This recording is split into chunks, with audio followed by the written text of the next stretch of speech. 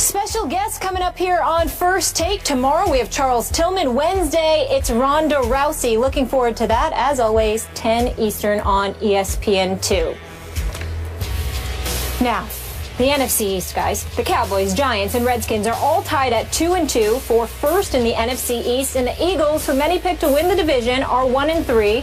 Our former Eagle, Eric Allen, is in the house. Good day. How are you, sir? I'm doing good. Good to see you, as always. You guys too. Better than my Cowboys are doing right now. Yeah, it's all right, though. Well, that's all right. We're going to get into that right now. Please tell us, who is in control of the NFC East now through 4 weeks? Well, the Giants seem like they're in control right now. Yeah, Big Blue. Go Big Blue. Yeah. But yeah, they all have so many issues. You're talking about the running game with the Giants. But Eli's going to throw the ball. Odell Beckham and Randall's coming up. Harris had a really good game. Yeah. Defensively, playing a lot better. But again, when the Giants are the Giants and the Giants are the team that are going to go to the playoffs, they sack the quarterback, and I don't see that right now with the Giants. So there's issues there with this Giants being the Giant football team that represents the NFC in the Super Bowl. I'm not sure if they're going to get there towards the end. Remember, guys, this is just the first quarter, okay? So the first quarter means a lot, but, you know, there's still a lot of football to play. Dallas Cowboys with the injuries, I mean, you talk about Dez, you talk about Romo, you talk about the other day, Lance Dunbar may have an ACL, and that's huge for this football team. But getting Greg Hardy back, Rolando McClain back, and it was a great game last night, and you have to find a way to cover the wheel route, and you have a win. And Dallas Cowboys get that W without Tony Romo and Dez. That's awesome. You talk about the Redskins and the Eagles. My Eagles right now, I saw the big plays. Yeah. But you know what? There are busted coverages in the back end. You can't guarantee a busted coverage every time you're going against the NFC East opponent. You can't do that. The running back is still going side to side to the downhill. Last year at this time, DeMarco Murray had 385 yards rushing. Right now, 75 yards rushing. How are you going to beat somebody with a balanced attack with 75-yard rushing from your $1 million man? You can't do it like that. And still, the offense looks sluggish at times. They look like they don't connect. There's just, and at the end of the game, the defense been playing pretty good. Pretty much for the last couple of games. Yeah. They play some zone defense and they get Torp in the middle. Then they go man and get the touchdown to end Pierre Garçon. So there's a lot of issues with this NFC East right now. Right now, the Giants are in control, but I think the Dallas Cowboys will eventually be the winner of the NFC East. And there's going to be one. There's only going to be one team that goes to the playoffs from the East, and it's going to be the Dallas Cowboys when their guys get back. Molly, if you don't mind. Go for it. I may need you to stand up for a second because I might need you to stand next to Skip Bayless because he might fall out of his chair. I'm glad to. Hold what I'm about to say, and he may need somebody to hold him up. Skip Bayless, I don't think you truly appreciate why I say the Dallas Cowboys are an accident waiting to happen. Oh, Lord. The reason why I continuously say they're an accident waiting to happen, Skip Bayless, is because the truth is, Eric's absolutely right. And if the Dallas Cowboys don't have an accident, there's nothing that's going to stop them from taking the division.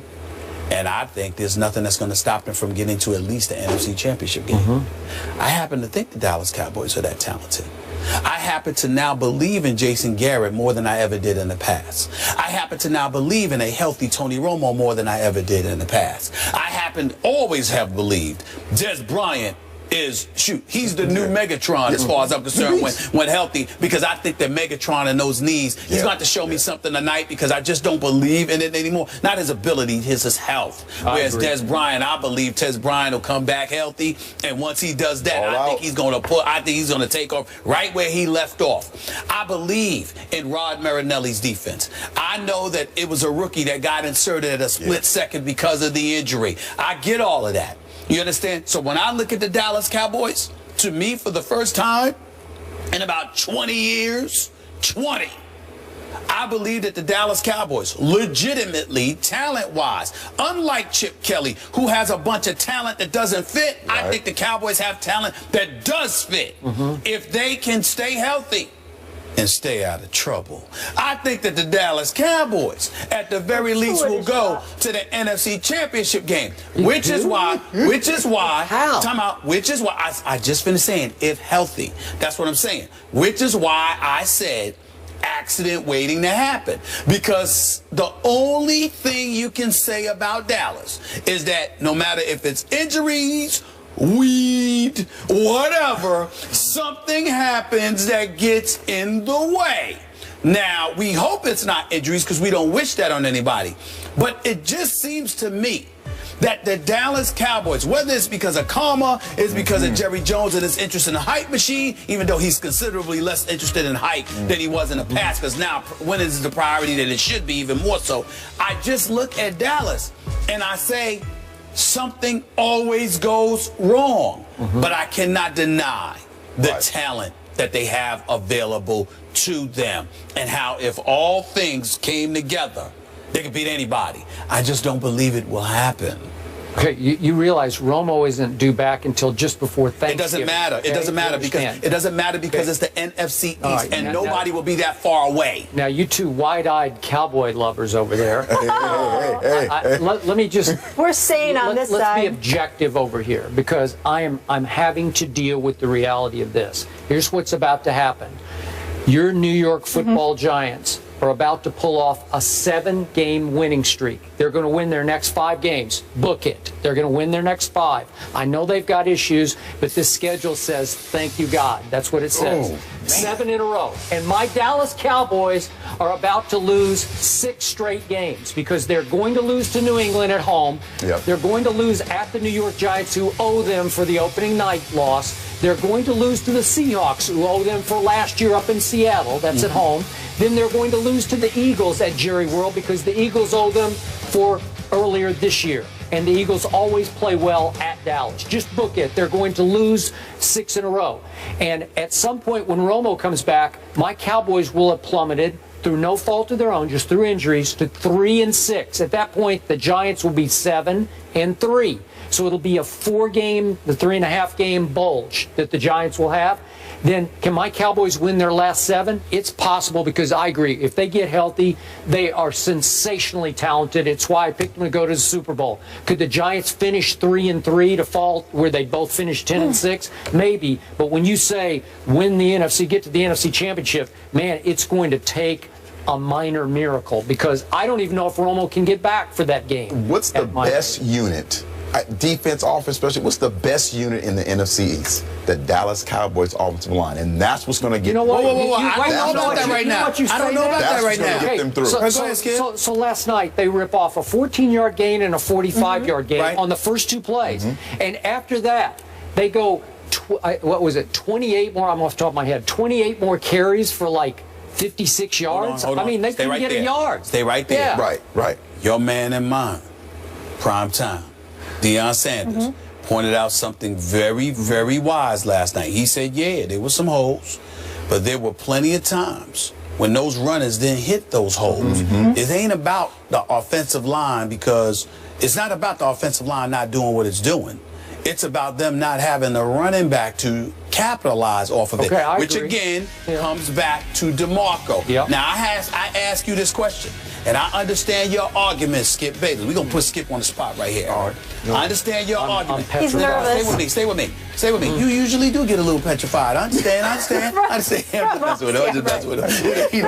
But here's the deal. I got to ask you this question, Skip, in all seriousness. I understand that you believe Jerry Jones was right. But if I sit there and I look at you and I say, Skip Bayless, an extra $5 or $6 million will deliver you a Super Bowl championship for the first time in 20 years. You taking that? Yeah, but I don't know what they did offer him. I never heard this. It was never publicized what the offer to DeMarco was. No, yes, it was. It was around $12 million. It was around. I remember it was around $12 million. Now he got 19 and 20 from Philadelphia, but it was around $12 million. What I'm saying to you is this, Skip: if you came up to 18. Regardless of how much that may have compromised, considering the 1,845 yards, considering the 449 touches overall last year, considering how it protected Tony Romo, considering how it elevated Jason Witten even more, because then the offensive line looked that much better. You not only had production, you had happiness because guys were good with what was happening. but You sacrificed all of But that. once Chip Kelly offered an outrageous sum for him to go to Philly, he's like, I gotta go. You gotta go. Yeah. Okay. He had to go. He had to go, Eric, because of the discrepancy compared He to would what do a was do-over over. too right now, though, too. In a discrepancy, you trying to tell me that DeMarco Murray sits there and leaves Dallas with that offensive line because of $1.5 million or something like that? No, he would do a do-over. So that's right what I'm now. saying. Okay, you but, know but that. Jerry was with you about this. They were fearful that he had been used up last year, that he was an accident. They're trying to find the guy. You see that in the numbers in the carries. They're trying to find the guy to help them later on in the season. Maybe it's Kristen Michael. Maybe it's McFadden more. No, come on now. We'll see. Ain't DeMarco. Stop it. Stop it. Stop it. Just accept Well, it. is DeMarco anymore? No. In Philly, because he doesn't have that offensive line that Chip Kelly gave away 3 offensive linemen. Yeah, running They gave side to away. side. You know what I mean? Come on Don't now. get the guy. Hermans and Run him Matt downhill. What do you want?